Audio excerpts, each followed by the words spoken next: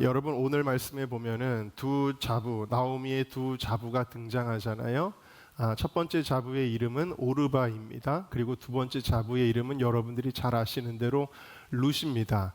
여러분에게 먼저 질문을 좀 드리겠습니다. 첫 번째 자부인 오르바, 자기의 고향인 모압 땅으로 돌아간 여자잖아요. 이 오르바 훌륭한 여자입니까? 아니면 좀 그렇지 못합니까? 여러분 어떻게 생각하시나요? 이 첫 번째 며느리인 오르바는 훌륭한 며느리입니까? 아니면 그렇지 못한 며느리입니까? 어떻게 생각하세요? 네? 어떻게 생각하세요? 여러분 요즘에 그 부모님과 떨어져 사는 경우에 며느리들이 신문 기사를 보니까 명절 때 부모님에게 가는 것조차도 불평하고 싫어한다라는 그런 기사를 제가 본 적이 있습니다. 요즘에는 자주 찾아가는 것조차 불평하는 사람들도 많이 있는데 이 오르바는 어땠어요? 찾아가는 정도가 아니라 오랜 세월 동안 그 어머니와 함께 어머니를 모시고 살았죠. 모시고 살았습니다. 그런데 남편이 그만 이제 세상을 떠나게 되었습니다. 남편이 죽었는데 그 어머니와 누가 계속 살겠어요? 그럴 며느리가 요즘에 있겠습니까? 당연히 없겠죠. 자, 그런데도 불구하고 이 오르바가 뭐라고 이야기를 했어요? 저는 어머니랑 계속 살겠습니다 라고 말합니다.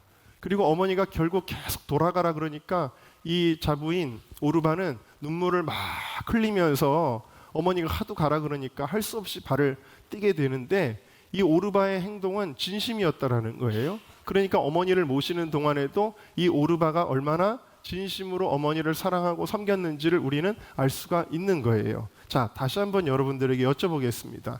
이 오르바는 훌륭한 며느리입니까? 그렇지 못합니까? 훌륭한 정도가 아니라 너무 훌륭하죠.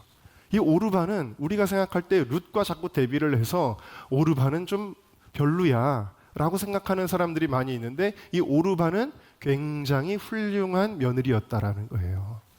굉장히 훌륭한 며느리인데 자, 이 정도면은 굉장히 훌륭한 며느리인데 그래서 이 나오미도 그녀들의 앞길을 위해서 잘 설득해서 이제는 작별을 하고자 한 것이지요. 자, 그런데 이 오르바만 해도 훌륭한데 하나님께서는 잘 들으세요. 하나님께서는 특별한 은총을 누릴 자들을 위해서는 이 수준에 만족하지 말라는 거예요.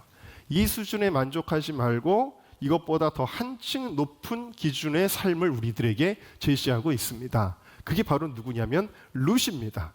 룻은 나오미가 이제는 너 아직 젊고 이제 너의 인생이 아직 창창한데 이제 돌아가라. 나는 이제 병들고 늙었고 가진 것도 없고 나랑 같이 있으면 미래가 없어. 소망이 없어. 그러니까 이제는 돌아가 라고 말하는 그 순간에 룻은 뭐라고 이야기하는지 우리 16절 말씀을 같이 읽어보겠습니다. 시작.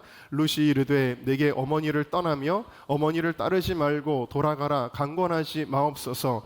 어머니께서 가시는 곳에 나도 가고 어머니께서 머무시는 곳에서 나도 머물겠나이다. 어머니의 백성이 나의 백성이 되고 어머니의 하나님이 나의 하나님이 되시리니. 할렐루야.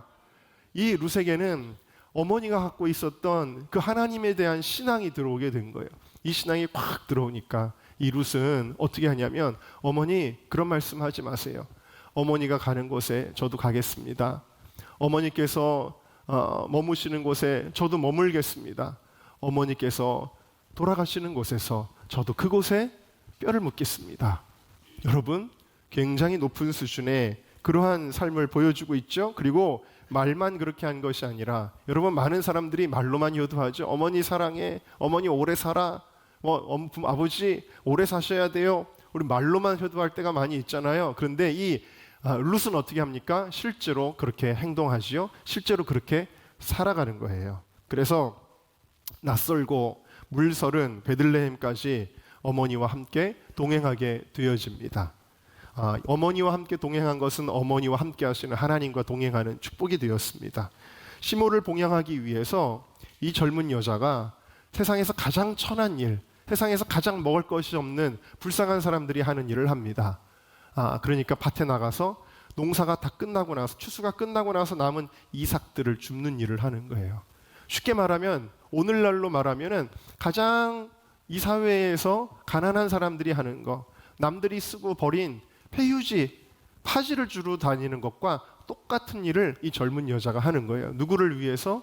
그 시어머니 나오미를 봉양하기 위해서 그렇게 하고 있는 것을 보게 되어집니다. 얼마나 이 일을 성실하게 했는지 엘리멜렉의 친족인 보아스의 밭에 이르러 그의 눈에 띌 정도로 이 여자는 그 일을 최선을 다해서 하고 있는 것을 보게 되어집니다.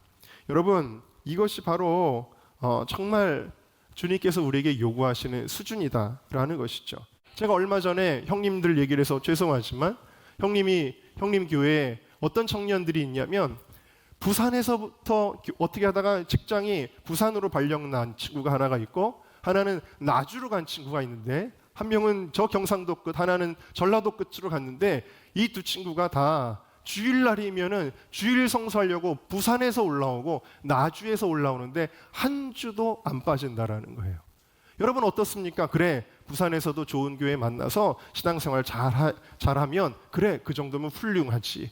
그래, 나주에서도 신앙생활 잘하면 훌륭하지. 근데 이 친구들은 뭐예요? 하나님이 나에게 주신 본교회, 이 교회를 저는 계속 섬길 거예요. 그러면서 거기서 왔다 갔다 하는 거, 이건 뭐죠? 그 수준을 뛰어넘었다. 정말 우리에게 감동을 주는 그러한 모델이 아니겠습니까? 엊그저께는 또 제가 무슨 얘기를 들었냐면 제 제자 중에 지금은 이제 집사님이 된 최 집사님이라고 있습니다. 그런데 이제 교회에서 제가 처음에 피아노를 잘 못 치는 청년이었는데 제가 처음에 피아노를 시켰습니다. 피아노를 못 치니까 제가 어떻게 쳐요? 그랬는데도 시켰는데 나중에 세월이 지나서 교회의 정반주자가 되었어요. 그런데 얼마 전에 손가락을 크게 다치는 사고를 당했습니다. 그래가지고 여기 손가락에다가 핀을 박았어요. 핀을 박아가지고 아주 위험한 큰 수술을 했습니다. 그리고 나서 이제 반주를 못하죠. 반주를 못하는데 한 주가 지나고 두 주가 지나고 3주가 지났는데 너무 반주를 해야 되겠다는 마음이 뜨거워가지고 이 청년이 아니죠, 집사님이죠. 이제 또 나온 거예요. 나와가지고 반주하겠다는 거 사람들이 안 된다고, 쉬어야 된다고 막 이야기하니까 하나님이 책임져 주실 거예요. 아니, 핀 박은 손가락으로 못 치면 네 손가락으로 치면 되죠. 그러면서 반주를 하더라는 거예요. 여러분, 이건 뭐죠? 그만하면 훌륭해, 예 수준을 뛰어넘은 것이죠. 우리를 감동케 하는 여러분들 그런 한 사람이 우리 은정교회는 모두가 다 되시기를 주님의 이름으로 축원합니다. 룻의 효도는 그런 차원이었다라는 거예요. 그래서 결국 어떻게 되는 거예요? 보아스의 마음을 움직이게 되는 것이죠. 자, 룻기 2장 11절과 12절 말씀을 우리 다 같이 한번 읽어보겠습니다. 시작. 보아스가 그에게 대답하여 이르되 네 남편이 죽은 후로 네가 시어머니에게 행한 모든 것과 네 부모와 고국을 떠나 전에 알지 못하던 백성에게로 온 일이 네게 분명히 알려졌느니라. 여호와께서 네가 행한 일에 보답하시기를 원하며 이스라엘의 하나님 여호와께서 그의 날개 아래에 보호를 받으러 온 네가 온전한 상 주시기를 원하노라 하는지라. 아멘. 여러분, 이 룻은요 정말 가난한 여자입니다. 남의 밭에 가가지고 이삭을 줍는 여자예요. 별 볼 일이 없어요. 배운 것도 없어요. 더더군다나 이방 여자입니다. 이스라엘 사람들은 혈통을 굉장히 중요시 여기는데 이방 여자예요. 거기다가 한 번 결혼을 했던 여자입니다. 이런 사람이 어떻게 보아스의 마음을 움직일 수 있겠어요? 그의 미모 때문일까요? 그렇지도 않습니다. 재산 때문일까요? 그렇지 않습니다. 학벌 때문일까요? 그렇지 않습니다. 그런데 무엇이 보아스의 마음을 움직였죠? 이 룻의 특별하고도 특별한 사람의 마음을 감동시키는 신실함 때문이었다 라는 사실이에요. 그 효성이 이 보아스의 마음을 움직이게 된 거예요. 어떻게 저렇게 노모를 끝까지 섬길 수가 있을까? 저 여자는 정말 훌륭한 여자구나 라는 것이 이 보아스의 마음을 움직이게 되었다. 근데 이 보아스의 마음이 움직인 배후에는 무엇이죠? 하나님의 마음을 감동하게 되었다라는 거예요. 하나님의 마음을 감동시키는 여러분 효자, 효녀이십니까? 여러분 주님의 마음에 넌 정말 부모를 잘 봉양하는구나 라고 감동시키는 우리의 수준인가 하는 거예요. 여러분, 그런데 아까 말씀드린 대로 이 룻은 정말 내세울 스펙이 하나도 없었는데 하나님께서 얼마나 이 인생을 뒤바꿔 놓으시는지, 얼마나 놀랍게 축복하시는지 우리 한번 살펴보도록 할까요? 첫 번째로는 이 룻은 시어머니의 사랑을 받게 됩니다. 여러분, 부모님의 사랑과 축복을 받는 자녀가 되시기를 주님의 이름으로 축원합니다. 하나님의 축복은 어제 우리 연합 수련회 할 때 목사님이 그런 말씀하셨죠. 예수님은 항상 치유를 하실 때도 무엇을 통해 일하신다 그랬어요? 권위를 통해 일하신다 그랬죠. 예수 그리스도의 이름의 권위를 통하여 일하시고 공동체 내에서는 목회자의 권위를 통해서 하나님이 일하신다 그랬죠. 가정에서도 마찬가지예요. 하나님은 권위를 통해서 그 은혜가 흘러가게 하십니다. 부모님의 마음을 섭섭하게 하면 안 돼요. 부모님의 마음을 기쁘시게 해야 부모님으로부터 축복이 흘러가게 되는 것입니다. 그래서 이삭이 자녀를 축복하려고 할 때 무엇을 요구했죠? 음식을 만들어 오라 그랬어요. 너 빨리 가서 사냥을 해서 맛있는 음식을 가져와라. 그거는 배가 고파서 음식이 땡겨서 요구한 것이 아니에요. 왜 그랬을까요? 기분이 좋아져야 축복이 나가기 때문이에요. 여러분, 부모의 축복이 진짜 효과를 발휘하려면 부모님의 마음이 기뻐야 돼요. 여러분, 때로는 자녀들이 부모님의 마음을 섭섭하게 할 때도 있죠. 그러면 축복이 흘러가지를 못하는 것입니다. 우리 부모님은 자녀가 섭섭하게 해도 자녀를 축복하고 싶겠지만, 그러나 진짜 축복은 우러나오는 감정을 통해서 일어나게 되어지니 여러분, 부모님을 기쁘시게 하기를 주의 이름으로 축원합니다. 이 나오미가 얼마나 고맙겠어요. 이 며느리가 끝까지 자기를 따라올 때 이 룻을 축복하는 마음이 너무나 강한 거예요. 매일 기도를 하는 겁니다. 자기의 며느리가 잘 되게 하기 위해서. 그래서 나중에 보아스가 이 룻에게 관심한다라는 것을 눈치챘을 때에 이 보아스와 연결시켜주기 위해 이 시어머니가 기지를 발휘하죠. 그래서 하나하나 코치하면서 어떻게든 보아스와 연결되도록 기도하고 기지를 발휘하는 나오미의 이야기가 드라마틱하게 펼쳐집니다. 이걸 통해 우리가 뭘 발견할 수 있냐면 얼마나 며느리를 사랑하는지를 보게 되어집니다. 여러분, 너무나 아름다운 장면 아니에요? 특별히 이 관계는 딸과의 관계도 아니에요. 며느리입니다. 시어머니가 며느리를 사랑할 수밖에 없어요. 며느리는 이 사랑을 받아서 하나님의 축복을 누리게 되어집니다. 여러분들에게도 이러한 관계가 펼쳐질 수 있기를 다시 한번 주님의 이름으로 축원합니다. 두 번째로 이 룻은 보아스의 사랑을 받게 되어집니다. 여러분, 여기 공사장 밑에 보면 이제 개가 있어요. 개가 있는데 요즘에 이제 지나다니면서 저도 이렇게 개를 들여다보면은 귀엽더라고요. 근데 저 개가 처음에 무슨 종자인지를 몰라서 제가 인터넷으로 찾아보면 이렇게 청년들이 얘기해줘서 그 개가 리트리버라는 개래요. 리트리버가 도대체 무슨 개지 하고 인터넷을 뒤져보니까 리트리버는 아주 똑똑하고 아주 사람을 잘 따르는 개라고, 그래서 저게 그냥 싼 개가 아니라 좋은 개라는 거를 이제 알게 된 거예요. 근데 그 다음에 기사를 뭘 발견하게 되냐면 개 농장, 개고기 파는데, 개 도살하는데 보니까 이 리트리버들이 많은 거예요.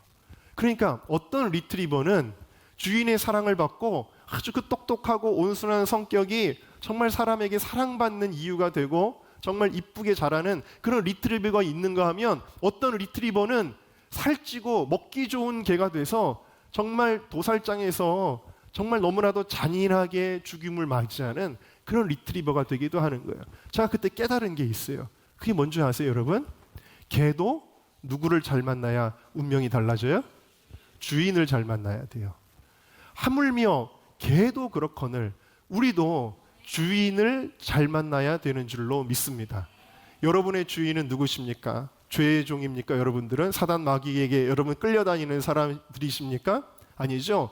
예수님이 우리의 주인 되심을 감사하시기를 주의 이름으로 축원합니다. 나를 사랑하사 나를 위하여 자기 몸을 버리신 하나님의 아들 예수 그리스도가 나의 주인이 되어주신 거예요. 할렐루야. 그래서 우리 운명이 달라졌다. 지옥 갈 우리의 운명이, 도살장에 끌려가는 개처럼 지옥에 끌려가야 되는 우리의 운명이 영원한 하늘나라의 기쁨으로 가게 된 줄로 믿습니다. 자, 그런데 남편을 누구를 만나느냐도 너무나 중요하잖아요. 그런데 이 룻은 누구를 만나게 되냐면 보아스를 평생의 남편으로 만나게 되어집니다.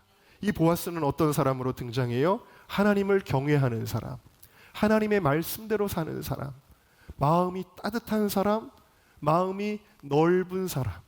그래서 이 여자의 어떤 조건이나 배경을 보지 아니하고 이 여자의 중심을 귀하게 보고 그를 아내로 맞이할 수 있는 사람, 그런데 이 여자가 부담을 느끼지 않게 너무나도 배려하면서 그 과정들이 아름답게 행하는 지혜로운 사람. 우리 교회에 여자 청년들이 많이 있는데 보아스 같은 남편을 만나시기를 주님의 이름으로 축원합니다. 네. 네, 아멘을 다 하네요. 그래도 보아스 같은 남편을 꼭 만나야 돼요. 이렇게 보아스가 뭐 잘생겼는지 못생겼는지는 모르겠습니다. 그러나 보아스가 너무 훌륭해, 하나님을 경외하고 마음이 따뜻한 사람이에요. 이런 사람을 만나야 되는데 바로 이 룻은 이 보아스를 만났다라는 사실입니다. 자, 세 번째로 이 룻은 어떤 축복을 받아요? 하나님의 사랑을 받았습니다. 할렐루야. 자, 우리 룻기 4장 17절 말씀 우리 한번 읽어볼까요? 시작. 그의 이웃 여인들이 그에게 나오미에게 아들이 태어났다 하여 그의 이름을 오벳이라 하였는데 그는 다윗의 아버지인 이새의 아버지였더라. 사람들이, 동네 사람들이 나오미가 처음에 돌아올 때는 너무 비참해가지고 다들 야, 나오미 어쩌다가 저렇게 됐어 하면서 다 탄식을 했거든요. 근데 이 룻이 보아스와 결혼하게 되고 아들을 낳게 될 때 그 손주를 이제 나오미가 이렇게 안았어요. 그때 사람들이 보고 너무 부러워하는 거예요. 야, 나오미가 너무 축복을 받았구나. 나오미가 마치 아들을 낳은 것처럼 표현을 합니다. 그러면서 그 이름을 오벳이라고 지었다. 근데 이 오벳이 누구라고요? 이새의 아버지. 이새는 누구예요? 다윗의 아버지. 다윗은 누구예요? 바로 예수님이 태어나는 가문의 조상으로 오게 되죠. 다윗의 자손 예수요. 그러니까 여러분, 놀랍게도 이방 땅의 여인, 결혼에 실패했다기보단 남편이 일찍 죽은 이 여인, 너무나 가난해서 남의 밭에 가서 이삭을 주어야 했던 이 여인이 어떤 축복을 받았냐면 예수님이 나오시는 그 구속사의 한 장면을 담당하는 놀라운 주인공이 되게 되었다라는 사실이에요. 할렐루야. 얼마나 인생의 역전이에요. 하나님이 얼마나 축복을 해주신 거예요. 그러니까 이건 뭘 가리키는 거냐면 하나님이 이 룻을 사랑하셨다라는 걸 보여주는 거예요. 야, 너 정말 대단하구나. 너 정말 너무나 괜찮구나. 그래서 하나님이 그럼 내가 너를 구속사의 한 축으로 내가 너를 쓰겠다.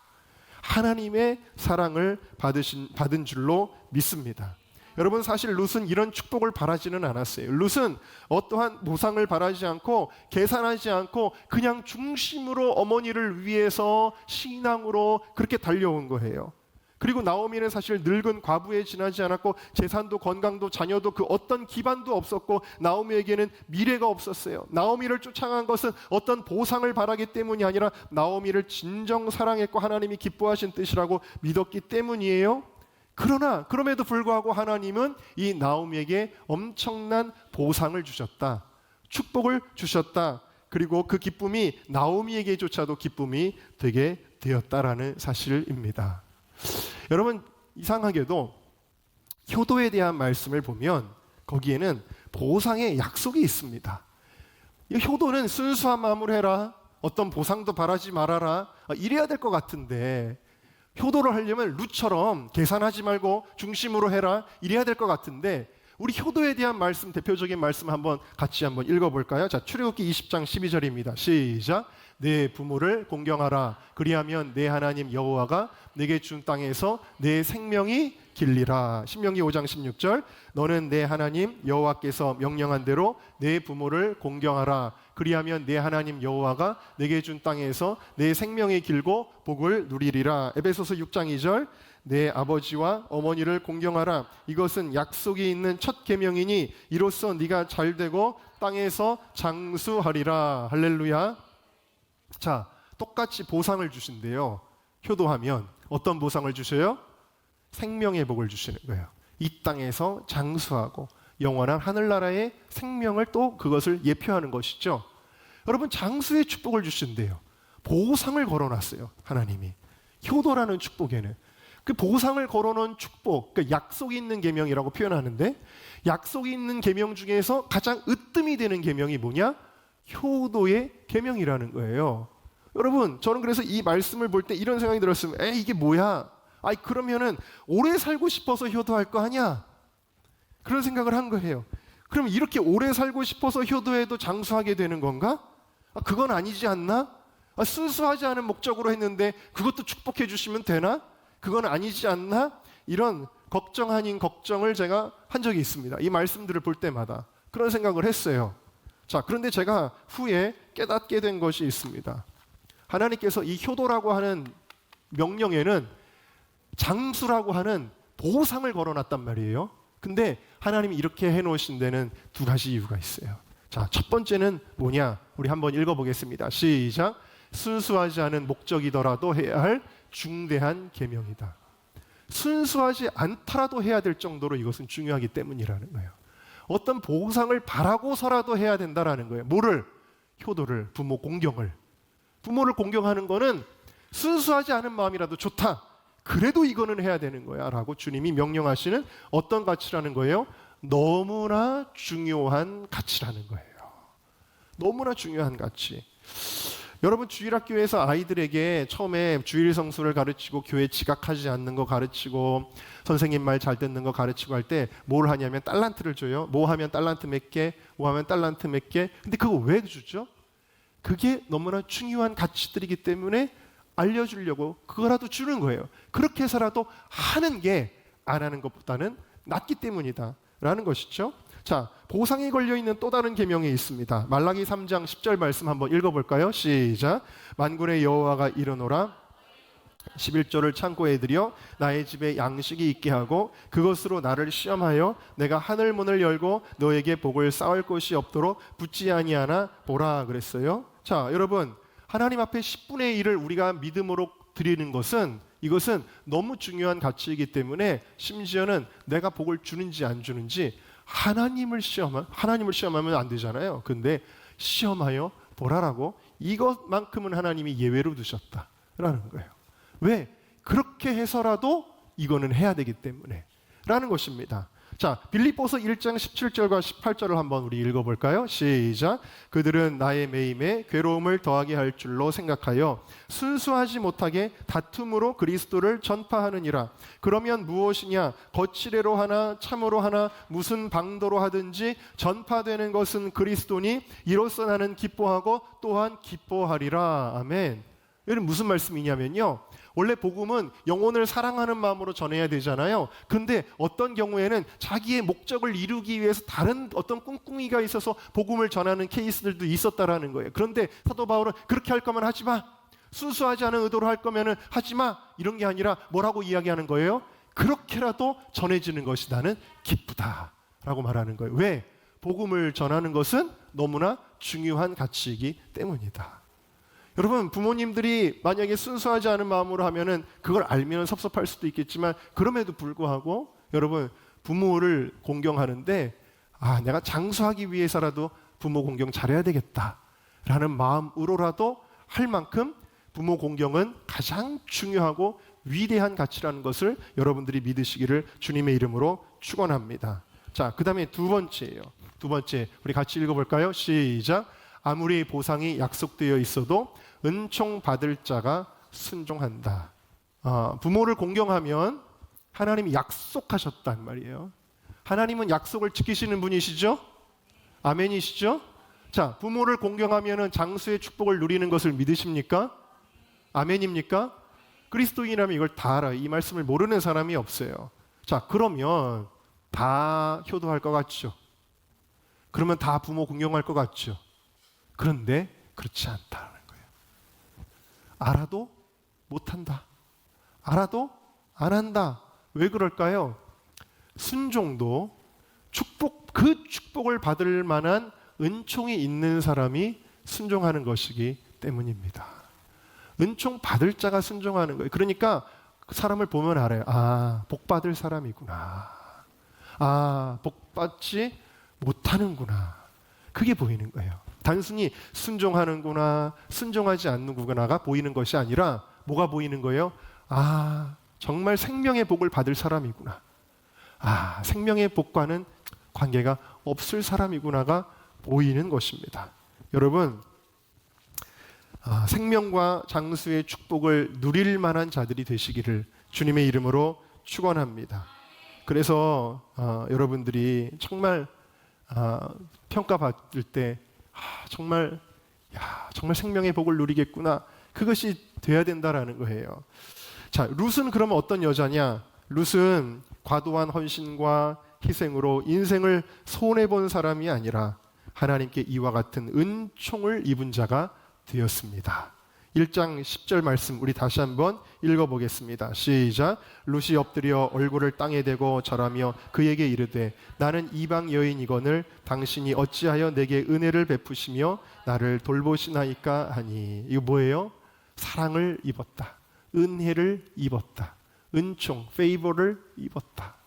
여러분 모두가 효도를 말미암아, 부모 공경으로 말미암아, 부모에 대한 순종으로 말미암아, 부모님을 기쁘시게 하는 것으로 말미암아, 부모님과 이와 같이 함께하는 것으로 말미암아 은총을 입는 저와 여러분 모두가 다 되시기를, 그래서 정말 이 장수의 축복을 누릴 만한 그런 사람들이 다 되시기를 주님의 이름으로 축원합니다.